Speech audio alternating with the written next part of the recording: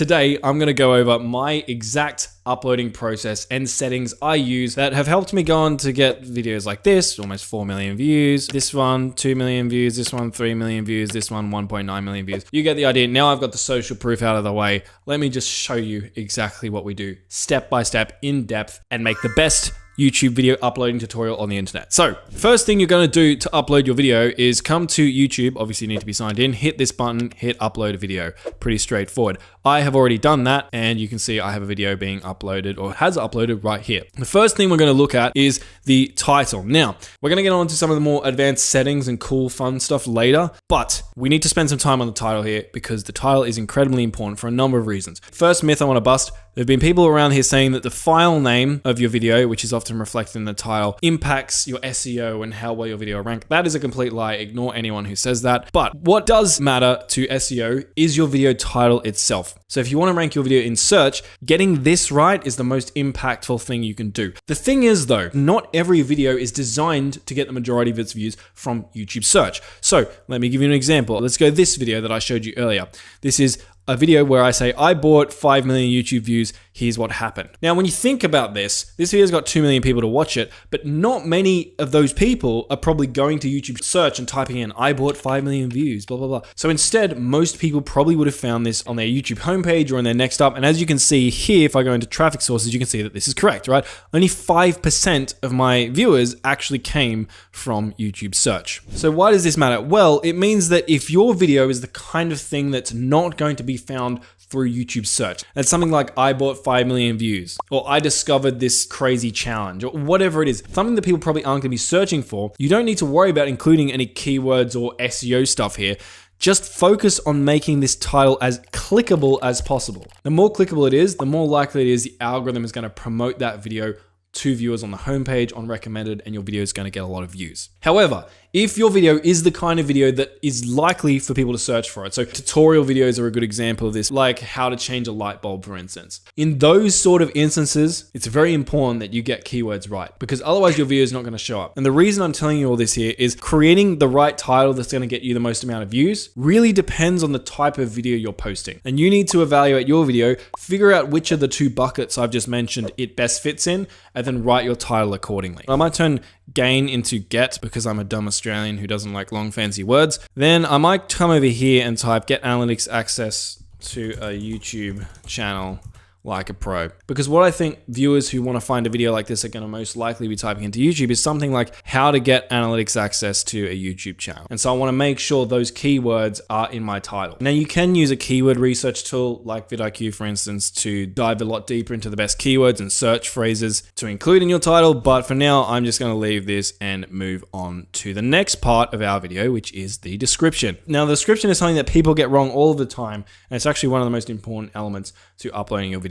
So here is the description template I like to use for all of my videos. I'll explain exactly how to use it and why I use it right now, but I'm going to give you this template for free later in the video just as a bribe to keep you watching and get my watch time up. But anyway, so the first bit of the description is you want a little text hook that sort of elaborates and teases what your video is. This hook, we don't want it to be any longer than 95 characters. And I'll get to why that is in a moment. Also, if you're creating a searchable video, like we talked about earlier, you want to make sure that you're including your keywords in this section. If your video isn't very searchable, it doesn't really matter what keywords you include in here. Just make sure this section entices and excites people to stick around for the video. All right, so I might write something like, here's a step-by-step tutorial on the easiest way to get analytics access to a YouTube channel. I'm just gonna check the character count of this. Bam, perfect. 94 characters. I'm just using an extension. It's called character count. It's completely free. And again, if you're seeing extensions and stuff around my uploading process, I like using tools to make my life easier, but you can do most of this stuff manually if you don't mind putting in a bit more time. So now we're going to move down our description a bit to this section.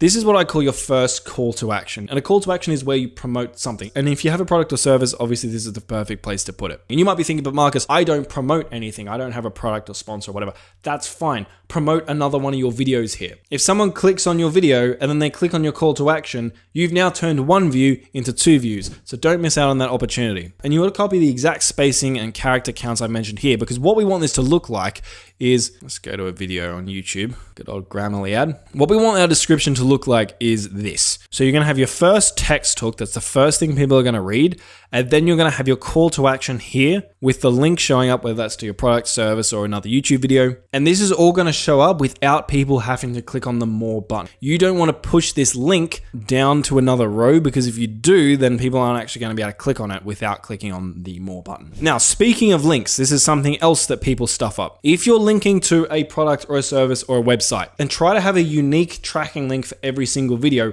That way you know exactly what videos are sending traffic to your website, because some videos send more traffic than others. For example, I had a video that got 700,000 views, I think, and it was sending double the amount of leads to my website as another video I had that I think had like 1.4 million views. And without my tracking link, I would have had no idea that my 700,000 view video was more successful, and I would have kept making more videos like the one that got 1.4 million views. Now, if you're not sending traffic to a website, let's say you're promoting another YouTube video, you don't just want to link the video here. What you want to do is create a playlist. And if you haven't got any playlists already, you just want to come to your YouTube studio, come up to create, click on create new playlist, just add in the title of your playlist, description doesn't really matter. And then click add videos and add a bunch of your videos to this playlist. And the reason you are going to do this is because if I go to one of my playlists, let's say I go to this one, and now that I'm inside of this playlist, I copy this link and use this link for my call to action. When someone goes to this video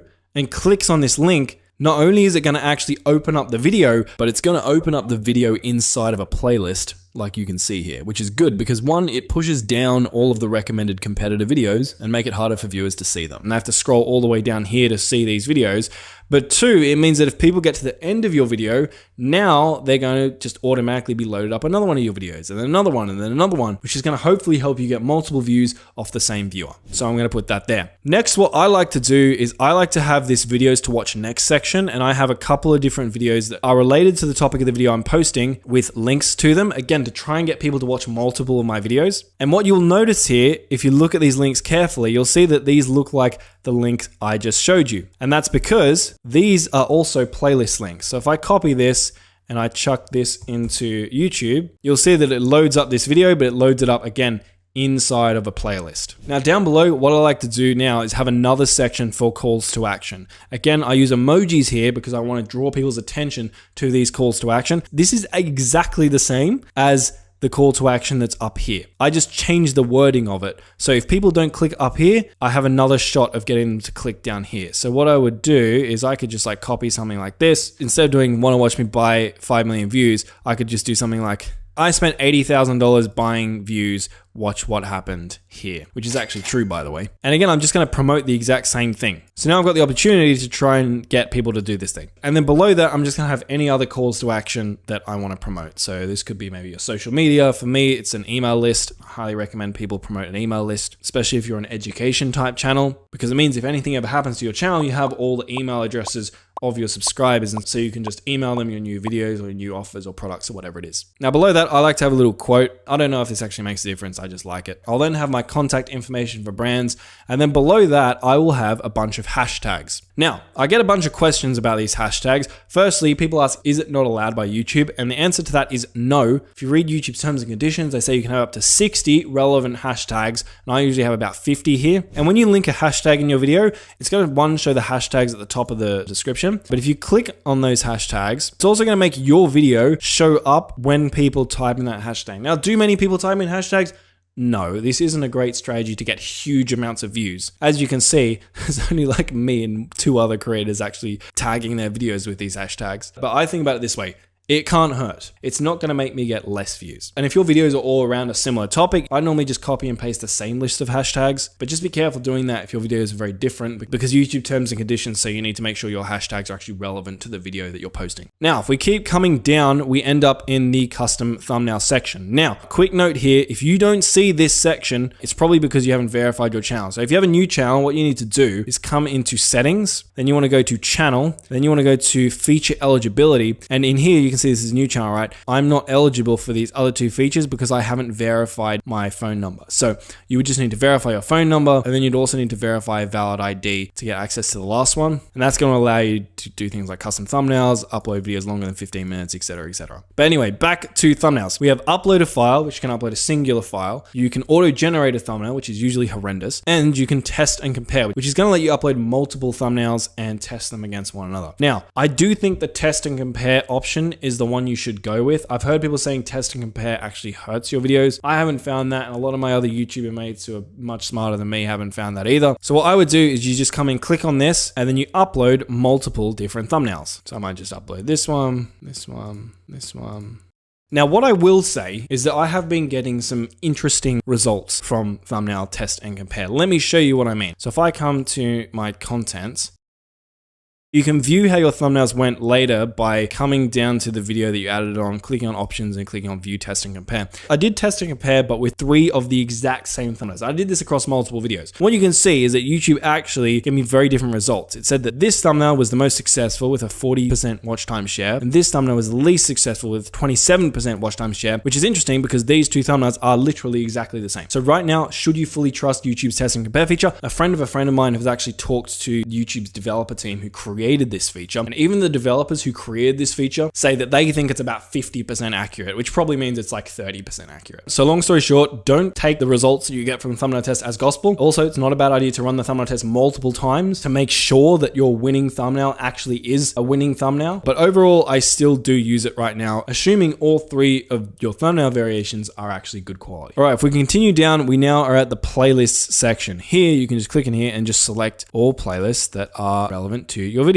and just hit done. Coming down further, we are at the copper section. This is where you have to designate whether your video is made for kids or made not for kids. The way you want to think about this here is think about, is your video made specifically for kids? So think about something like Peppa Pig, right? The TV show. That TV show is made specifically for kids. So if you're uploading videos like that, then yes, the video is made for kids. On the other hand, if you're uploading videos that are akin to, say, Marvel movies, right? Marvel movies aren't made for kids, even though kids enjoy watching them. And if your video content allows for you to do this genuinely, selecting no is usually the option you want because it's going to give you a whole bunch of extra features that would be unavailable if you said your video is made for kids. All right, continuing on, age restriction. If your video is very explicit, then yes, you can restrict it to viewers over the age of 18. Most of the time, you don't have to worry about this. Also, video game violence and stuff doesn't really count. So I had gaming channels, for example, for 5 years, lots of killing and death and stuff like that, and I never had to restrict my video to over 18s, and I never had any problems. So continuing on, paid promotion. If you have sponsors or brand deals, you're supposed to check this box legally. Now, I'm not saying you shouldn't check this box, but I will say that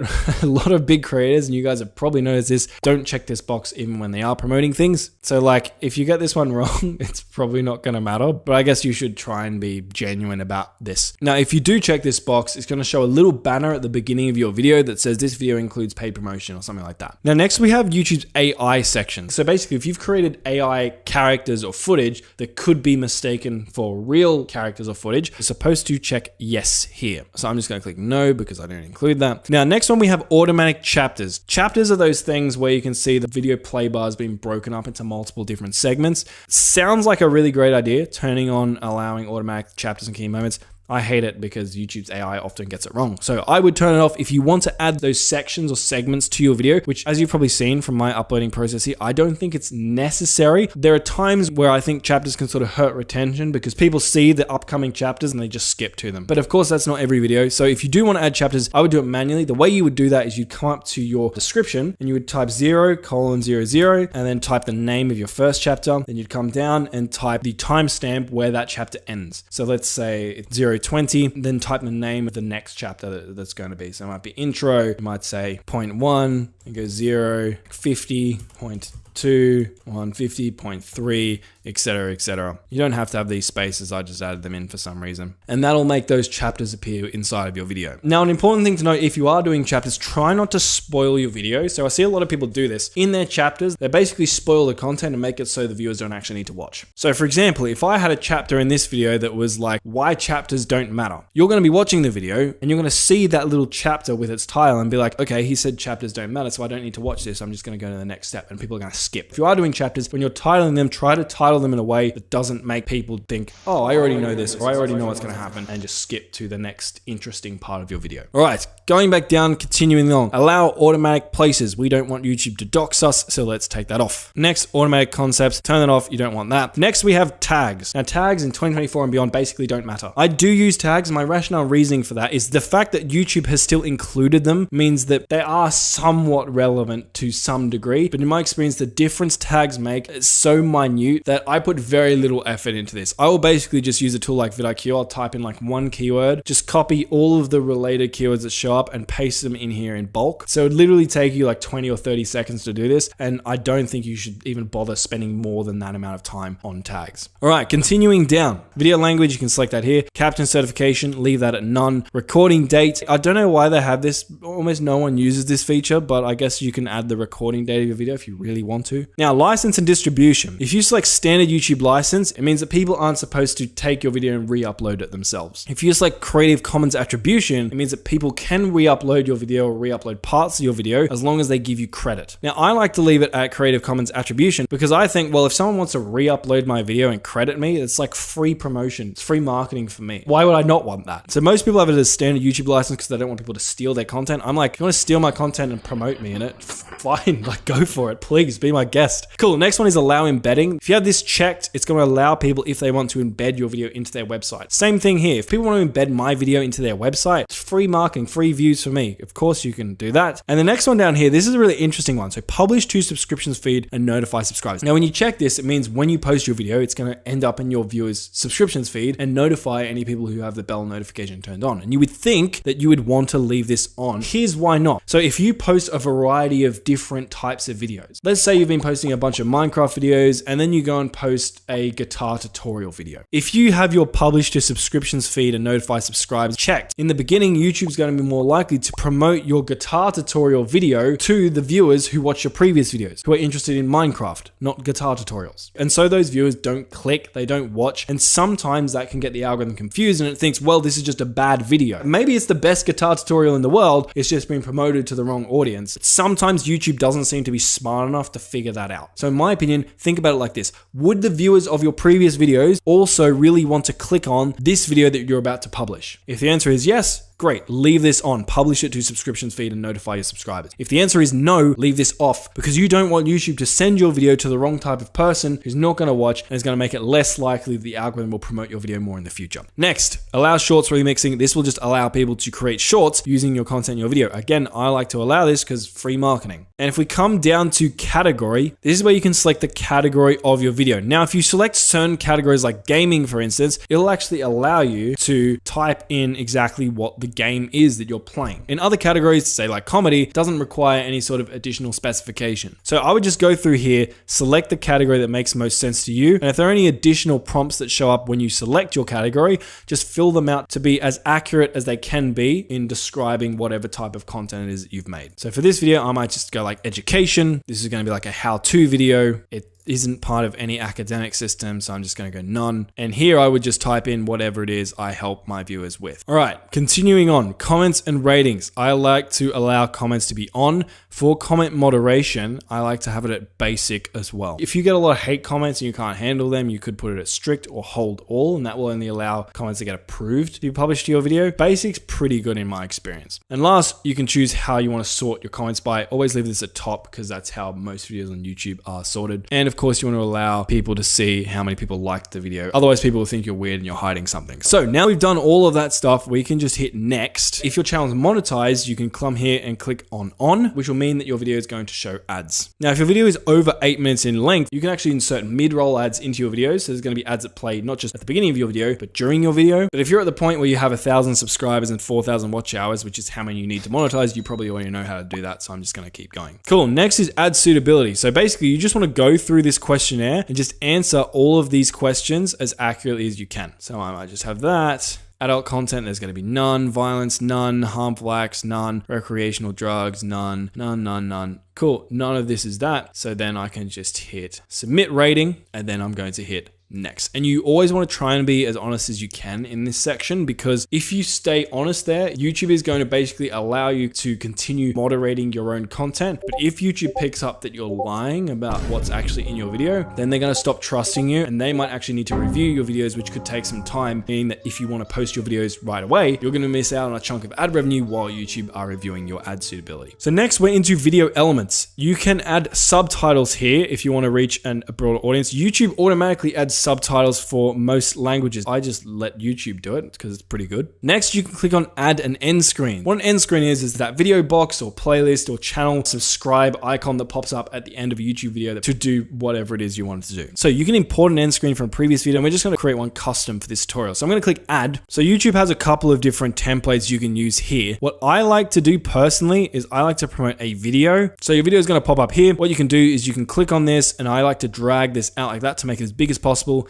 and chuck it right in the center of the screen. The reason I do this is the more elements you add onto the screen, the more what's called decision fatigue is induced. So when I was working in marketing for 4 years, what I learned was the more choices people have, the less likely it is that they're going to make any choice at all. So I like to just give people one big choice, which is the thing I want them to do, which is to watch another one of my videos so that I can turn that one viewer into 2 views. Now, the other thing I like to do is end screens by default are set to last about 20 seconds. 20 seconds, in my opinion, is way too long. It doesn't take people 20 seconds to decide on whether or not they want to watch your next video. So if you want to scroll to the end of your video to see how long it is, you have to like kind of drag your playhead off the screen like that, and then click on this little button and it'll like move it to the end of your video. So I can see that my video is 4 minutes and 47 seconds long. So I'm just going to drag this over to here, click on my playhead, and then I'm going to drag this down to, let's say it was like 47 seconds. I think giving people about 7 seconds is enough time, ideally. So I'm just going to chuck that there. The reason I don't have a hard and fast number here is because I usually like to, in my videos themselves, actively promote the end screen that pops up. So I'll say something like, hey, if you want to watch XYZ video, click on that video on screen right now. And depending on how long it takes me to say that call to action will depend on how long it is that I have this end screen show up for. So I'll basically just have this end screen show up at the point where I say there'll be a video on screen right now. So I'll just drag it to wherever that is. But roughly my end screens usually end up being about 5 to 10 seconds. Now, after you've selected your placement and how long you want the video to be for, you can select what kind of video you want to feature here. Now, if you have no idea, I would just select best for viewer and let YouTube choose what video to promote to your viewer. But if you do what I mentioned previously, where I actually have a baked in call to action in my video script where I'm like, hey, go check out the video on screen that's going to help you do XYZ. I like to come to choose a specific video and then choose the specific video that I am promoting in my outro for obvious reasons. So once you've done all of that, you can just hit save. And the last thing is cards. Basically, cards will show this little like icon at the top right hand corner of the video, but not many people click on or use cards nowadays. So vast majority of people, I don't think you need to use them. So we're just going to hit next here. Now it's going to show us a screen to see if we have any copyright issues in our video. So for me, I'm all good because this video has no copyright issues. So we're going to hit next. So what you're going to want to do is first save your video to unlisted. Now, when you upload it to unlisted, it means no one will be able to see it unless you directly send them a link to the video. Let it sit for an hour or so while it publishes the HD version of your video. Because if you just upload your video right away to public, the video might have only processed to standard definition. So when people watch it, it's not going to look very good. Also, YouTube might not have checked whether or not you have any copyright violations yet in your video, because also that can take some time sometimes. So you might find that you upload a video, you post it, and YouTube's like, hey, this video has copyright issues. And at that point, you've posted it and it's too late. So upload it to unlisted until all of your copyright checks and your high definition version of your video is processed. Mine, you can see it already has down here from these icons, but a lot of longer videos might take some more time. Now, what I personally like to do is come down to schedule, and I like to schedule the video to go live at my peak time. So when most of my viewers are active. So that vidIQ extension I told you about that I've got installed tells me that my best times to post are between 12 and 2 a.m. So I could just select whatever day I want my video to go live on, and then I would select 12 a.m. so that it goes live at the beginning of my peak time. Now, if you don't have vidIQ installed, something you can do is you go to your YouTube channel, you go to YouTube Studio, then you're going to go to your analytics, then you're going to come to audience, the audience tab. And if you scroll down, you should see this little thing here. And it's going to tell you when your viewers are online. So if I hover over these boxes, the lighter purple you see, the more viewers are online. So these dark purple sections, it means not many of my viewers are online. If I hover over this, you can see that. But if I hover over these sections, for example, like from 12 to like 2, 3, 4 a.m., that's when the majority of my viewers are, which is what vidIQ just told me, right? I should be posting around like 12 a.m. But quick thing, bear in mind, if you have a really small channel and you don't have much data, unfortunately, this section of your analytics is not going to show up. In saying all of that though, don't worry too much about publish time. A lot of people make a big deal about what's the perfect time to publish out to get more views. It really doesn't make that big of a difference. But coming back to actually publishing our video, you might see this option down here set as Premiere. What this will do, if you select this and you hit set up Premiere, you can select like a countdown timer that might look something like this, and you can choose what you want the length of the countdown timer to be. So you can actually make a trailer for your video that people can watch before your video goes live at the scheduled date. And you can also add redirects, which would allow you to sort of like stitch together multiple live streams or live events. I never use this. But anyway, if you're creating a really big, massive, exciting video, I like to set it as a premiere to try and sort of build a bit of extra hype within your audience. If you don't really have an audience at the moment, then setting it as a premiere doesn't really matter. But I would say try not to do too many premieres, because if every single one of your videos is a premiere and you're uploading frequently, then eventually when you do premiere a video, people are just gonna be like, well, he always premieres. Like, it's not really that special. So I try and be selective with this. So when people see me publish a video as a premiere, they're like, oh, this one's special. And so if you hit that, your video is gonna show up as scheduled like this, just sort of build hype for when the video is supposed to go live. And when the video does go live, there's gonna be like a live stream chat where viewers can interact, and you can interact with your viewers while everyone's watching it for the first time and cool stuff like that. And now all of this has been done, you just hit schedule. Close this out, and you can see that the video has been scheduled like so. And if I go to my channel really quick, I need to do this really quick because I need to delete this premiere because it's gonna make my channel look stupid. Let's load it up. If I go to my homepage, here, you can see it right here. So you can see upcoming, how to get analytics access to a YouTube channel, blah, blah, blah. If I click onto this, you can see that I've got a premiere and there's one person currently waiting, and the kind of, the wait looks, it looks like this. Anyway, I'm gonna delete this really quick so people don't see it. Oh, this is stressful. A lot of people go through this and think that just by publishing their videos properly, it's going to help them get more views. It's actually more about, well, actually, I have a whole video on this, so I'm not going to get into this now because this video's already been super long. Video on screen. Go watch that video. Make sure you do all that stuff first, and then come back to this publishing guide. Then publish your video like I've just shown you here, and you're going to give it the best possible chance of getting more views. So go check out that video, and I'll see you on the next one. See ya.